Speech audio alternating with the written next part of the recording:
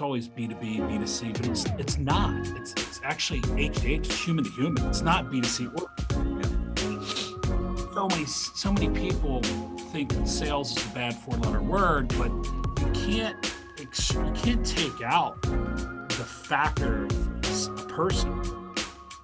Folks, welcome to another conversation with one of the best in his space. At the podium today is a new friend and someone that I've been admiring from afar for, I'd say, almost a decade. I was strongly reintroduced to his name, his brand, his reputation by our mutual good friend, Nathan DiLorenzo. Dilo, shout out to you in Chicago, the city of the great Chicago Bears. But Lance Tyson, and look, folks, we talk about selling systems, selling philosophies, selling tactics. You know, selling is simply a conversation where we exchange value around what's most important to someone else, their dreams, priorities, fears.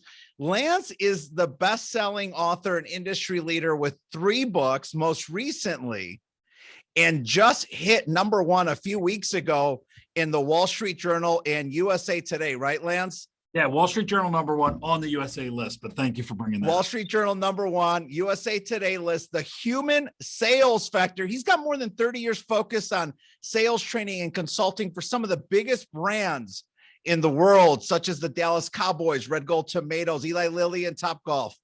He specializes in generating results. Oh gosh, all of those is us in sales. What would we pay for an actual conversion and predictable outcome that generates revenue, right? It's unbelievable what he's done over the last 30 years. He started organizations in the past. He's shed some weight. He's restructured. The Tyson Group exploded starting in 2018. But look, at the end of the day, he's a husband. He's a father of 3. And Lance, I want to welcome you to today's show, reminding folks that the Tyson Group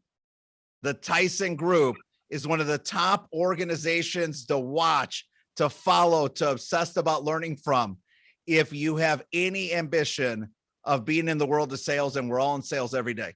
No, Lance? Manny, thanks for having me on. I'm excited to have this. And the fact that we both know Dilo, Nathan DiLorenzo, 2 shout outs on a podcast. Comedian's gonna blow up. But I can't lie. I've got to give, we're all about acknowledging the nominator, I think, in our profession. I've got to give another quick shout out to our man, Brandon Lawrence. Yes, very much. Look, dog on a bone. He is the most professionally persistent guy that I've come across in years, since my time in Detroit, Michigan, going back 5 years. And I'll tell you, I think it took 2 to 3 years before our first conversation happened. And at the end of the day, our team was like, Manny, he's so polite. He's persistent. He does exactly what he says he'll do. Aren't those the type of people you say you surround yourself with? And I'm like, absolutely right. Let's have the call.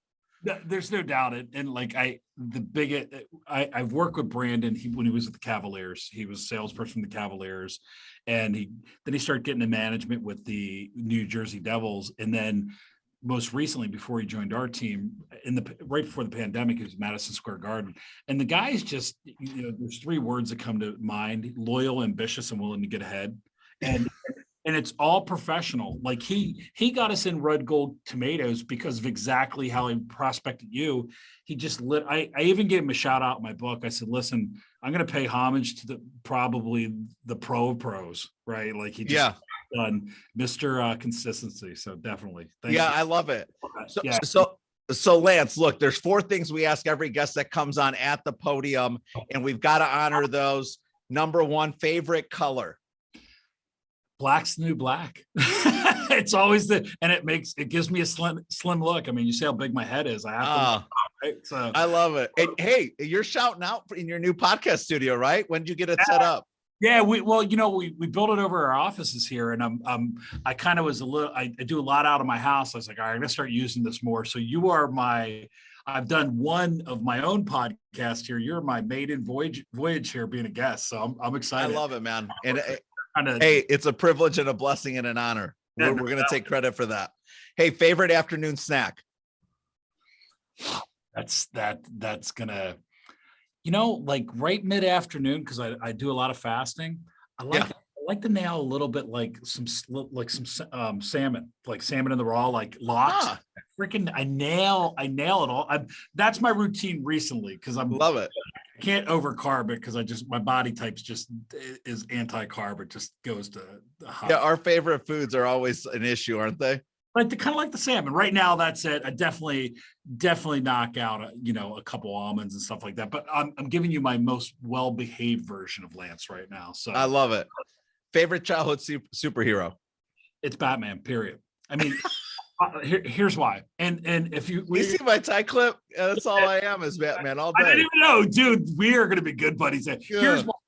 So I said my sons all play. I have two sons that play college hockey. I have a younger one that's in high school. He's one's a goalie, one's a defenseman, and one's a forward. And I didn't play hockey. And I sent him an article on Tom Brady when he was in college and when he played for Michigan. I'm not a Michigan fan. I'm a Penn State fan. I live in Ohio and I'm not an Ohio State fan. So if you're listening, I offended you, too bad.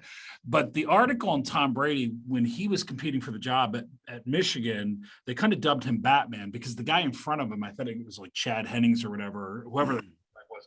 That guy, baseball, he was just like, could just show up. And I'm not saying I'm necessarily a Brady fan either. So I'm not trying to play that card. But he just kind of wasn't fast, and Batman has to work at it. He doesn't really have any superpowers. At the end, right? He has tools, and he uses his tools. That's right. Far down, Batman. Yeah, I love it. I love it. Last one. Black too. Say it again. There's a lot of black too, right? Yeah, it's all coming together now. Definitely. Last one. So, I'm a big music lover in our home. We've been playing music since our children were born. As soon as we wake up, always have it on in the house at all times. Now the beat and the tempo, right? Those change throughout the day, depending on what we're doing as a family. But, I love learning about what somebody's favorite artist or favorite song might be. Yours. And this is, I will constantly, artist wise, when I look up cool, and I'm not necessarily into the politics of this. Yeah. So when I look up cool, it's just Bono. Like you look up cool and he's just kind of there, just kind of feel. So any U2 concert I can go to, but the best concert I have been to was one of my first concerts was Grateful Dead show at JFK in Philadelphia. So like that was the experience of a lifetime because I saw some stuff there that my young eyes probably shouldn't have seen at that time. But definitely in a YouTube. And actually the first concert, we were down at Hard Rock and it was the first time my sons, my wife, my sons, we all experienced a concert together. Was the last U2 concert before the pandemic down at Hard Rock. So we all went together. My 14-year-old definitely identified what marijuana smelled like at that point. So, he kind of had that experience, but par for the course, right? So yeah, you didn't say it was fertilizer. It was hard to argue where the smoke was coming from. Let's start right from the top. The book is the hottest thing going on. I'm not, and look, that's not to take credit away from the incredible organization that you're building in partnership with your team, but this book is literally on fire. Talk to us about the inspiration for this book and who is this book for? So, and why? So I'm going to describe it this way. First of all, the book is Frankenstein, and I'll tell you why. It's Frankenstein's monster, because I kind of started to write that book, and it was more about prospecting. And I have a great team around me, and one of my kind of like publicist / everything gal. She goes, Lance, you're preaching to the converted with a prospecting book. And I go, let's stop there and kind of let's talk. And this is right as pandemic's raging, and we're almost done the book. And I go, what do you mean preaching to the converted? She goes, you're going to sell this to salespeople. You need to be wider. You're a thought leader. You got to go wide. And then she goes, and then she starts to coach me. She goes, look, you're talking about getting access to people. That's what sales is all about, is to create an opportunity where one did not exist. That's what you do. That's what I do. Right. So look at your business. There's a lot of options out there, or you're good enough where you're going to say, look, have you thought about life this way? Let's do something. Yeah. Right. And so and then I keep coming back to this concept. It's always B2B, B2C, but it's not. It's actually H to H. It's human to human. It's not B2C. Yeah. So many people think that sales is a bad 4-letter word, but you can't take out the factor of a person, right? We talked about 2 great salespeople, Nathan DiLorenzo and Brandon Lawrence. Yeah. Right? They are the factor. So I came up in my career with, I still would recommend the one book, best sales book of all time ever written, is How to Win Friends and Influence People, bar none. There is no argument. 30 ways to deal with people more effectively. Simple things like smile, use people's names. Yeah, it was like written in the 1930s. Like, has things changed? No, I don't think things have changed. No. Book is kind of more on persuasion and influence, but with a touch of like a little bit of like, look in the mirror, have some good EQ, think about your message, and then and then as you get your message straight, then think about your audience. So wise, I wrote the book for the guy that's trying to get their script bought to the person that's trying to get capital for their business. Yep. It's trying to sell their lawn services. To me, it doesn't matter, because I think that persuasion and influence is where it's at, and it is the human factor. Think Shark. I was watching Shark Tank one time, and every time with Shark Tank, how many times do those cats say, "Look, your product's all right. It needs some work. I'm kind of buying you," right? How many times? All the time, right? Buy the person, and you know that we buy people first, and then the product or service. So it is that factor. And I said, I was on a podcast the other day, and actually yesterday, the guy was from Bali. I'm like, I was like, I don't think you're really from Bali. And he goes, no. And he goes, I'm Canadian. I go, that kind of makes sense. Bali, Canada. And then I go, you reached out to me, what, and this is pre-interview. And he goes, yeah, I was trying to get my book to #1, and your book was there the whole time for 6 weeks on Amazon. And finally I had to call you and just like interview you. And I looked at him. I said, you know what, Jason Mark, I said, John Mark, I said, it's not the best writing author. It's the freaking best selling author at the end of the day. And I think the book sells because people look at the title and they say human sales factor. What's that mean? Right. Yeah. I'm not saying it's the best written book in the world. I was told out of high school I couldn't string a sentence together. So, okay, I can live with that. There's Grammarly. So right. So oh yeah. So anyway, that's kind of the inspiration behind it. But it didn't start as that book. It started as kind of like a prospecting book, which sounds not very exciting as I speak about now. Well, it's still the death of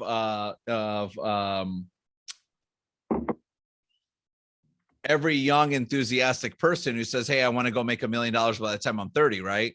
The inability to prospect properly to the appropriate audience and then be effective once you have their attention is typically the death of all of us, right?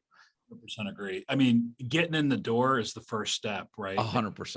And there's in your business, I mean, how many geniuses fail like you do because of the inability to get in the door to see people? I was on the earlier today with the Minnesota Timberwolves, and I was talking to some of their sponsorship folks, and I said we were going over what are they good in the sale, where are they good in the sales process, and where not. And one of the guys said, if you put me in front of the right prospect, I'm freaking great. I go, well, yeah, you just skip the first 3 steps. I mean, you forgot running up to the vault as part of the kind of so like it's like, hey, if you just hold me up right next to the rim, I'm gonna dunk it every time. Of course you will. That's exactly what I said. I said, like, if I hold you 7 foot over the rim, you can dunk. I can dunk too. He started to laugh. He goes, yeah. I said, but what you got to recognize is there's things in winning the appointment that are very similar, if not the same, than when you're pitching. You just got to say it faster and sound more interesting as part of the problem, or they just don't like you. And you got to figure out how that's going to work. Right. So you said something. I want to come back to, you said, you first have to look in the mirror, but there's something I keep thinking about as you're speaking is I often believe that the inability to prospect is a function of a few things, but one of them is the inability for us to win the war in our mind that we will and that we can and will add value. Agreed. Tell me what your thoughts are when I say that. So one of my thoughts is when you look at, you mentioned entrepreneurs, Yeah. and you started talking about like your business and things like that. And anytime we go working with it, and we really work a lot in the mid-market, because pro sports teams they're not even big companies. They're big brands, not big companies. They're mid, right? Yeah. They're just, and when I talk to an entrepreneur, a small to mid-sized company, and they try to find salespeople like them, I'm like, you're not going to be able to, because nobody is going to be as passionate about your product or service as you will be. That's right. That's right. So it's so easy for you to tell the message. So that's one thing, is the belief in product or service. Now, if you look at the word enthusiasm, okay, I don't know if anybody's ever said this to you. Enthus in Greek means like God from within. And in Latin, it means gift of the gods, or reverse, but it's something around that. That's sure. But the last four letters of enthusiasm are IASM, and it stands for I am sold myself. And you said something earlier that made me think of like, and you might have said this right before we started, a sale is a transfer of emotion, or a transfer of enthusiasm. Enthusiasm is not being a cheerleader either. Like my accountant, Tom Scheinman, he's from the east side of Cleveland. He's about as excitable as a person as you can get. I'm being very sarcastic, Tom. If you're listening, you know exactly what I'm talking about. His intensity about accounting, that is enthusiastic. He's not a cheerleader about it, though. So it's like, I'm sold myself on my conviction, how I deliver my message. So when you prospect, if you subtract that out, it's not going to be good for you. Or at least have an enthusiasm about your own freaking brand or your own freaking career, right? Like that has to be a piece of it. So I think minus that, you get in, and then what happens now, Manny, and I'm dead serious. Like right before the pandemic, I had this gal prospecting the hell out of me. She was something like Mercado or something, right? So one of these marketing automation companies, and I will once a week, my staff will tell me, they're like, "Why is this appointment on your schedule?" I said, "I just want to see how freaking people sell." Like, so yes. She does such a good job. She goes to my blog. She quotes my blog in the email. I'm like, well, now we got some. You go ahead, girl. I mean, like, if you're going to compliment me like that, let's do it.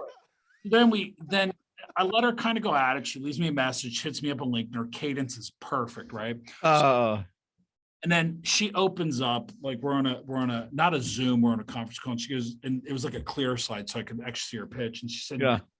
Something like after pleasantry, she was good on the pleasantry. She goes, Lance, prospecting's dead. And I go, okay, I'm not sure I know what you mean by that, but go ahead. And she gave me all these stats and started to load them in. And she's so eloquent. She's doing a great job. And I said, well, aren't you supposed to say that?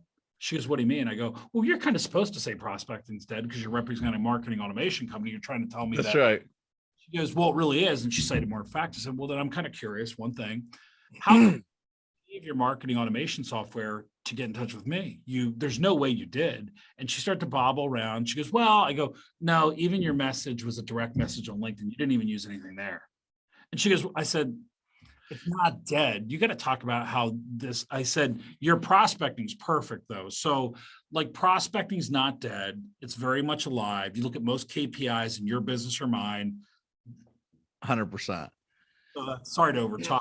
That's kind of, that's a loaded topic right there for me. Well, I think people still want to be introduced to other people through someone that they know, trust, and like, right? I mean, look, there's a lot of people I know and I trust, but if I don't like them, I'm not necessarily looking to get at the same dinner table with them and their closest friends.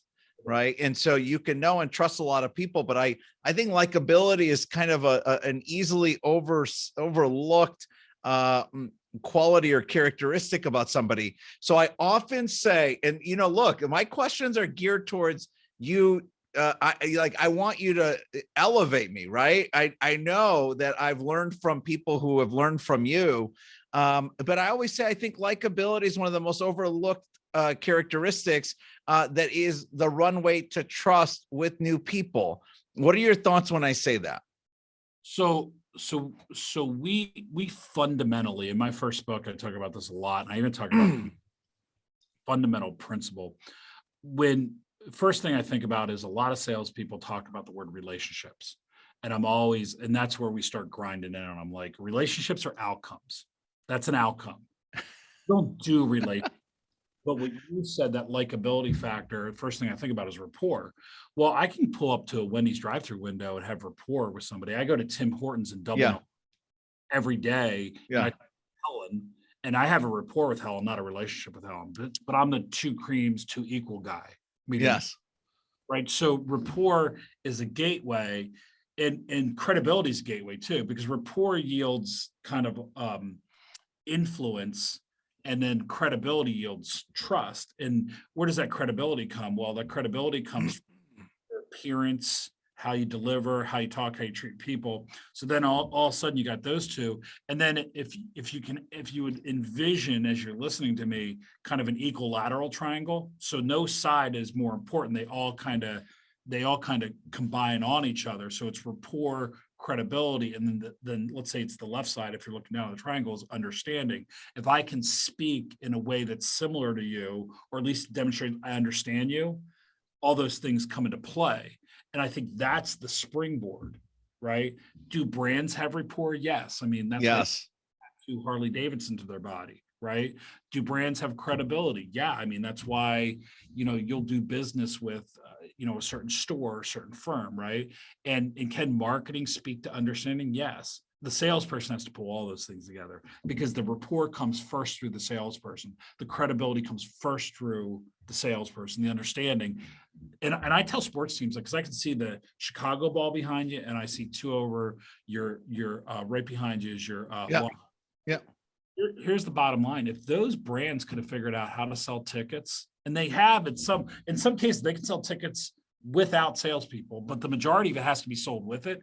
If those brands, if Salesforce.com, American Express can figure out how to sell their services without salespeople, they would have already done it, because it's probably their most expensive venture. So the world knows we need salespeople. Oh, 100%. So like that's it's complex, right? But I'm with you with the likability factor. It's my number one. So if we agree that lack of enthusiasm, or the inability to transfer your enthusiasm to another human, is one of the simplest ways to kill a mutually beneficial outcome. Yep. What's another one of the most common missteps you see good, honest, hardworking salespeople make day in and day out? So now this is it's going to tie to two things. One is the likability factor. Have you ever sat on a plane? Now, I travel 50 weeks. Okay. I have now gotten to a point in my life that I put sunglasses on and probably my hoodie. Don't engage anybody. You too? I put headphones on immediately. Pull out my laptop. I'm working. I'm just like, because I know inadvertently I'm going to get in a conversation, and by the time we land in Minneapolis, I'm going to know that the person's getting divorced, that the dog died, and all this other stuff, and I don't even know their name, right? It's like therapy for people to be on. Enough fear of flying, fear of crashing, whatever it is. So I think salespeople many times, like, let's take pleasantries. Technically, pleasantries are not part of the sales process. How do we know that? Well, there are places you can go on the planet that would be offended if you had pleasantries with them. Go to Southeast Asia, go to Japan, and ask how their family is. How's Auntie so-and-so doing? It doesn't go off very well, because it's in a, right? German cultured business does not dig that. Okay. Right. South African, which is very influenced by Germans, don't like it. Right. So pleasantries are very North American, let's say Western Hemisphere, in different parts of the country, longer and shorter. So I would say a lot of salespeople mistake good manners and good human relations for the other person actually being interested in you. Because sometimes, but you know what is universal? And this is a huge mistake made by salespeople, because they're so focused on just likability or rapport. And that's what, when I said it's not credibility, I submit this to you. Here, I'll be open. I have a couple fetishes in terms of nothing bad, watches and cars, period. Sure. I'm not buying a good watch. Like I don't know why, just like into watches, right? I think salespeople struggle more when they don't show respect for people's time and they appear they're wasting time. So for instance, you've sat down with the salesperson that's just peppering you with questions and you're sitting there going, what the hell are you asking me all these questions for? So you stop. At first you're answering all the questions, then your answers get shorter because you don't even know where they're going because they haven't showed respect for the time. Maybe they haven't set it up an agenda or why speak statement, or they haven't even said to you, hey Manny, I'm just kind of curious today. How much time's too much time for you today? What's our hard stop? Well, see, now all of a sudden, that's credibility, and that's a huge mistake. You get a CEO like of a mid-sized company. It's like you said to me before we even started. Hey, Lance, these go about 30 to 45 minutes, or whatever we're going to do. You have a hypersensitivity to it because of the business you're in, or it could be because of the amount of time you've been in business. But there's a lot of salespeople that are just like, I got all the time in the world. Right. And then watches and rings are your two expensive pieces of jewelry. Sure. Right? Both represent time. How that's violated more often. And it's the smallest little thing than you could ever imagine.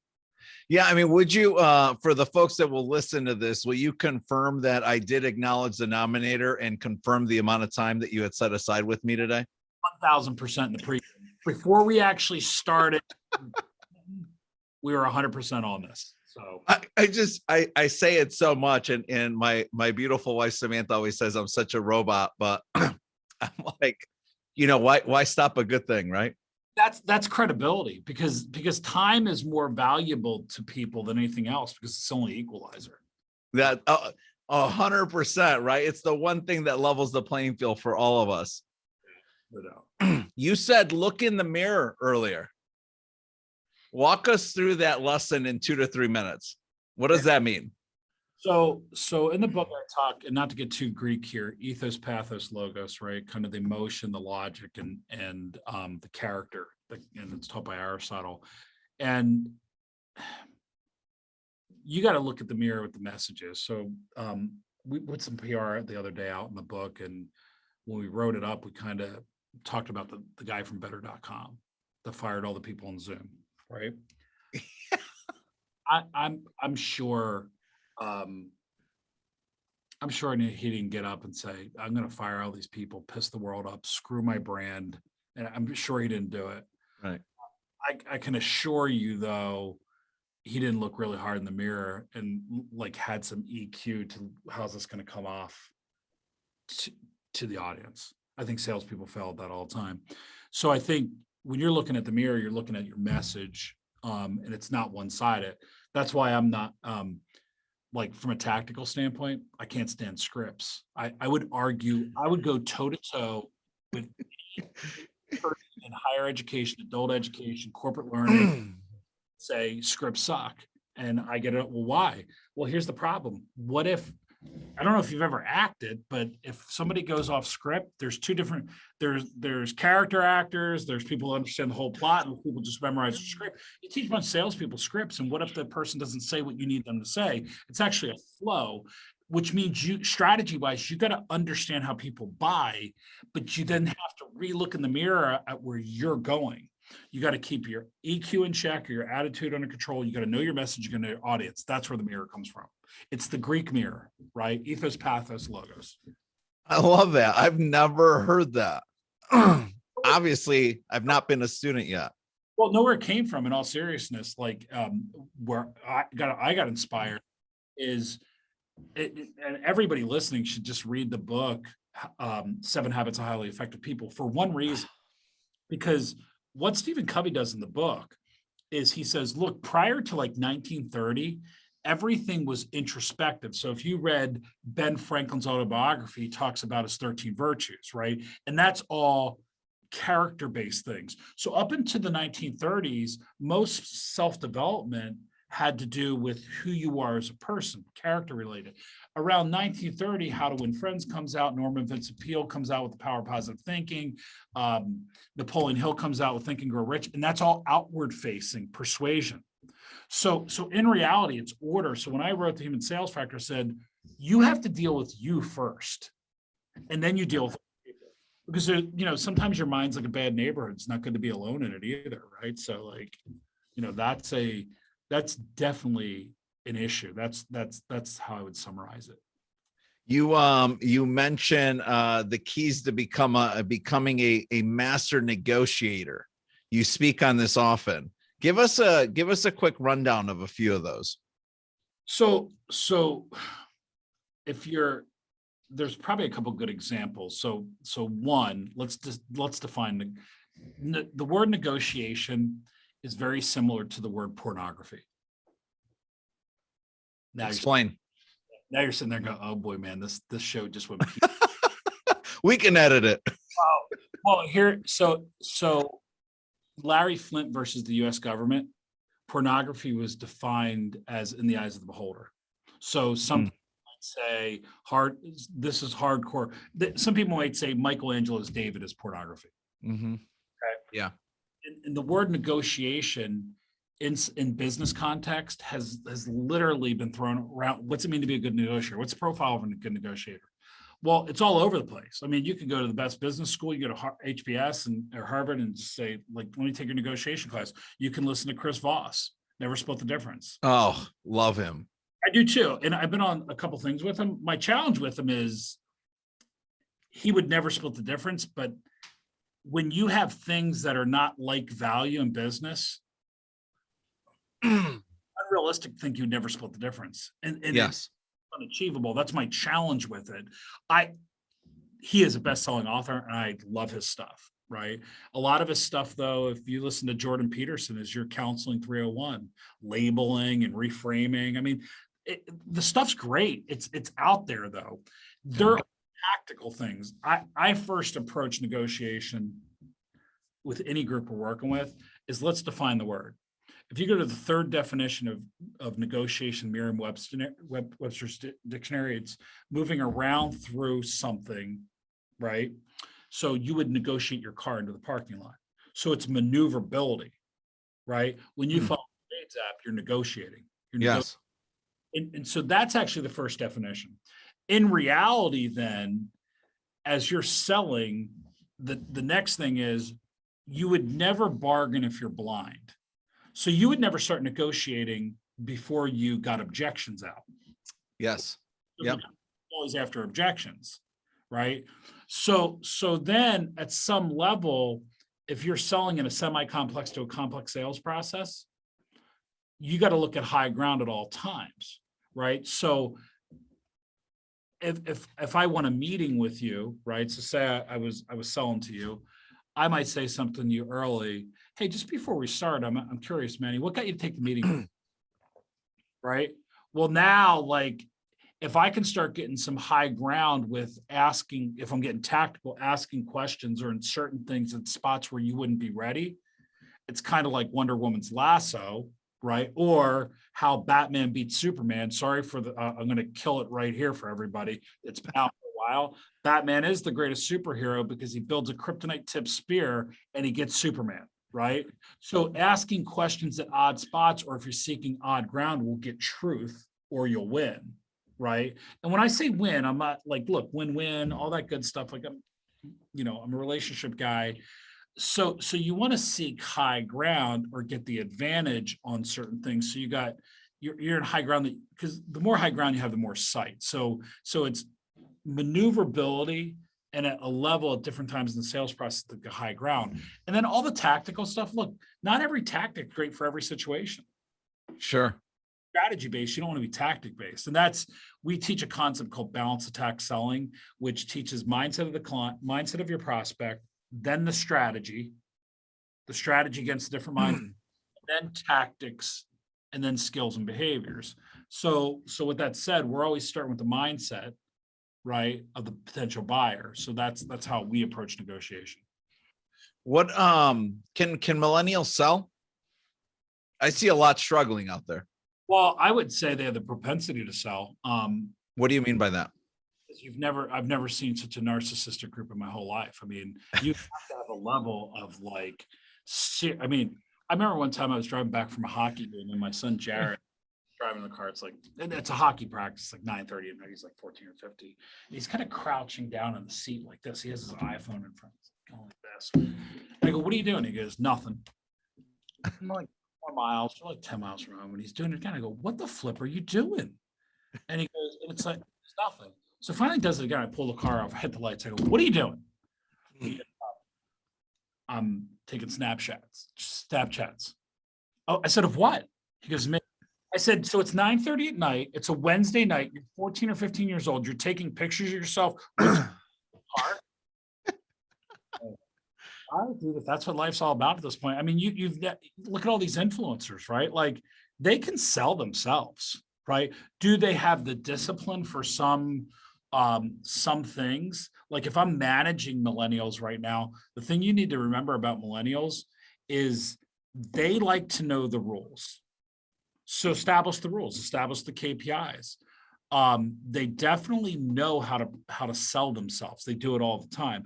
I don't love taking groups of people and categorizing them. So there are some millennials that can't, but I have two. We right now in this war for talent, we actually hire last semester college seniors to do a lot of our business development coordinating, and then we look to hire them right out of school. We pay them pretty well, and they help us win appointments. Man, the two I have right now, one goes to Florida A&M and the other goes to Findlay University in Ohio. They're crushing it right now. I love it. And I don't even think they're not even millennials at this point. I think they're Zers. So what does good or great sales training or coaching look like in today's world? I think it's a blend, right? I think training and coaching have come across to each other. I would say when I was in Dale Carnegie, more of a kind of strength-centered commenting. I think people feedback. I think you got to be able to tell them what they're doing well, but you got to be able to really say, look, here's some evidence, things you need to do better. And it's almost a gamification piece. You got to give instant feedback. People don't want to be waiting for things. Mm-hmm. But you got to have some tact when you do that, because you could really crush somebody.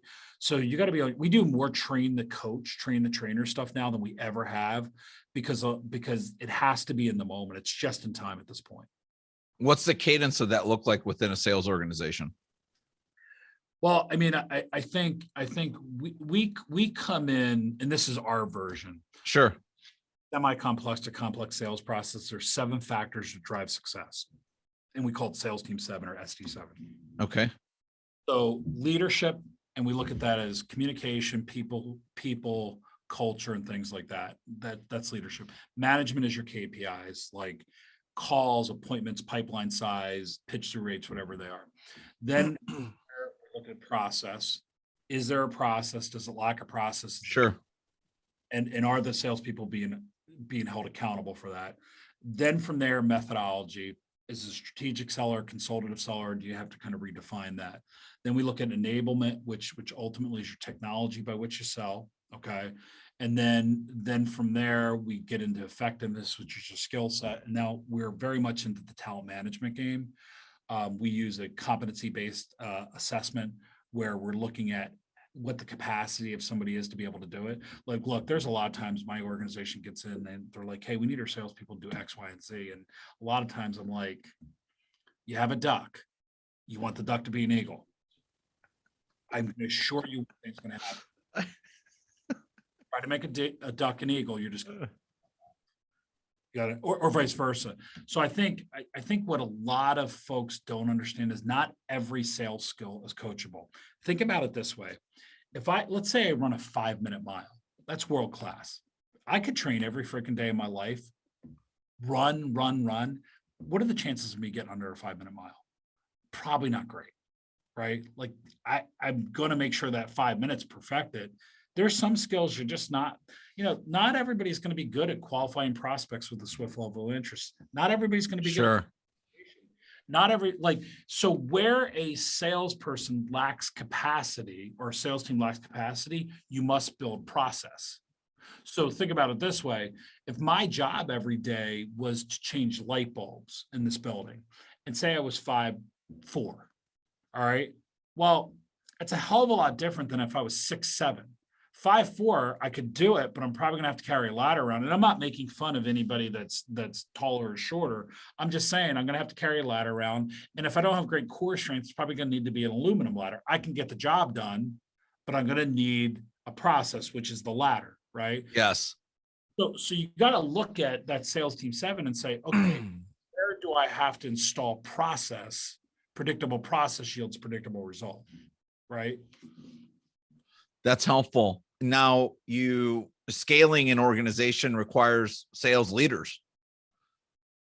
Share 2 or 3 of the characteristics that you look for and value the most as you advise these larger organizations on how they should promote from within. So I think number one, as the old adage goes, just because I know how to sell is probably opposite the skills I need to be a great leader. Yep. Always make your best leader. There are plenty of caddies that aren't great at golf, but can definitely coach golf because they have perspective on things, right? So I'm looking for that capacity. I would say the other thing too, and this comes up time and time again. I think about this guy Max. He used to work for one of the Florida sports teams, and he had gotten to a point where he's top of his game, just a great salesperson. And he came to me one time. He goes, "Lance, I want to be in leadership." I go, "Why?" And he goes, "Well, I just think it's the next natural progression for me." I said, "Oh, that's interesting." I said, he goes, "What do you think?" I go, "I think you're a great salesperson." And he goes, "Well, I want to be in leadership." I go, "Max, I got to be frank with you if you're open to it." I said, "I don't think you like people enough to be a great leader." So, because remember, in sales, we got to be like, you said it. We got to be likable. Sometimes that doesn't mean we like people. Like in How to Win Friends and Influence People, Dale Carnegie never said anywhere in that book you actually had to like people. And so true. It's so true. Be a jerk. I know a lot of people that don't like people. They're just great people to get along with, be around. You understand what I'm saying? Yeah. So this edge too that but I think to be a leader, you have to have a genuine love of people at some level to see them develop and things like that. So I even look at that as for trainers for us. So that's awesome. Which book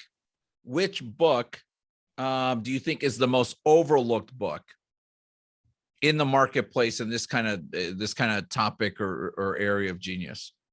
In terms of that leadership? Yeah. Sales leadership. Yeah. Leadership in general. I mean, look, I think everything is a sale. Everything, you get home and you're selling your spouse on dinners now or it's later. It's here, it's there. It's, you do this or you do that with your children. You walk into work the next day and you tell someone you did or you didn't, complete the assignment. We're always just consistently selling. And I really go back to How to Win Friends because it's just not a sales book; it's a leadership book too. I mean, it's like you avoid an argument. How do you like? I really go back to that book. I think it's so core to everything you're asking right there. So yeah, okay, that's helpful. So I don't want to run out of time before I ask you about the actual Tyson Group. Right. I mean, I wanted to unpack the man, the myth, the legend a little bit, and I've enjoyed the conversation thus far. I think we could probably go for a week and still not finish discussing these sort of topics together. But the Tyson Group, who's what's the vision for the Tyson Group? Who is the ideal client? Like who should if they knew the value prop and the impact that the group could have, who should be calling you? So our mission is real simple. We work through sales leaders and their teams to compete in a complex world. We believe, I'm going to make this really simple, as we believe most of our customers suffer from the disease of uniqueness. They think they have a unique issue, which is fine. So we tailor training, consulting, and coaching around what they need. We tailor and design it, if that makes sense. I mean, so I think that's a big part of who we are at the end of the day. And I think it's the mid-market president, CEO, sales decision maker who really know there's a challenge and they need to address it at some level. So that's definitely who we are in a nutshell. What's the vision for the organization over the next 10 years? Our big, hairy, audacious goal is to be the most recognized in revenue, recognition, and talked about sales training, consulting industry in the world. I mean, that's the 25-year goal. Like it has. Yeah. That's the big, hairy, audacious goal. I'm asked that all the time by my board. What's the one thing that will get in the way of you hitting that? I think it's me. What do you mean by that? I think I have to evolve as the leader. I don't think it's high. Like, I'm going to have to select the best people, right? Period. I think if I don't evolve as a leader and a CEO and then look to evolve the organization, I think we'll always, we could always be the size we are. I think that evolution's revolution. And, I think the good news is I found the enemy. The bad news, it's probably me. Right. So, and my mentor used to say that all the time about himself. And I never knew what he meant. And I know what he means now. Sam Oreo, my mentor, he definitely was right on that. So what's the one thing that, people would not assume about you, but should know about you? That's a significant part of who you are and how you do things. First thing that comes to my mind with that is I do so much work with being in different places and really trying to, and all my trainers do this. I mean, we have 10 world-class trainers and consultants. We have to kind of make somebody else's business our business. If we're truly going to jump into it, like, we really got to, as possible, understand their business. We're doing business with a tech company right now that competes in kind of measuring commercials and things like that.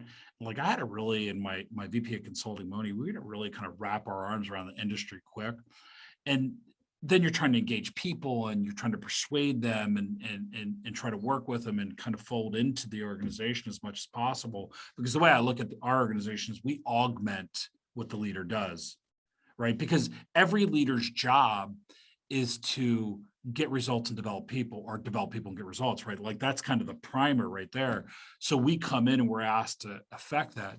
So I think for us, for me, what you wouldn't know about me is, like, look, on the weekends at night, I'm just not, like, if I never went to a networking event again, like, I'm so involved with pro sports, you probably won't see me at a game because I'm good. Like, I kind of just hang out. I wouldn't say I'm introverted, but I'm kind of really toned down in my personal life. Like, right. I'm usually at a hockey game with one of my kids, sitting on the, watching Vikings with my wife or something, like, I love that show. Me too. Or like, I really like Valhalla right now. That's good. We just watch that one. That's kind of the sequel to, or not, the aftermath of it. So yeah. That's kind of awesome. You wouldn't even know it about me. You would think I'm like out like every night. No, just kind of chilling. That's where it is. I shut off pretty good. I love it. Look, I've enjoyed the last 40 to 45 minutes together. And folks, look, it's really simple. It's the TysonGroup.com, TysonGroup.com. When earning the deal, getting the deal done is critical, and you're working in a challenging sales environment, and you accept the fact that growing future sales leader is the only way to scale, Lance Tyson is someone you should talk to. But I'll tell you what, you should look up my buddy Brandon Lawrence, and let's get Brandon Lawrence the credit for the deal. And he'll get you to Lance Tyson. Lance, any parting thoughts before we end today?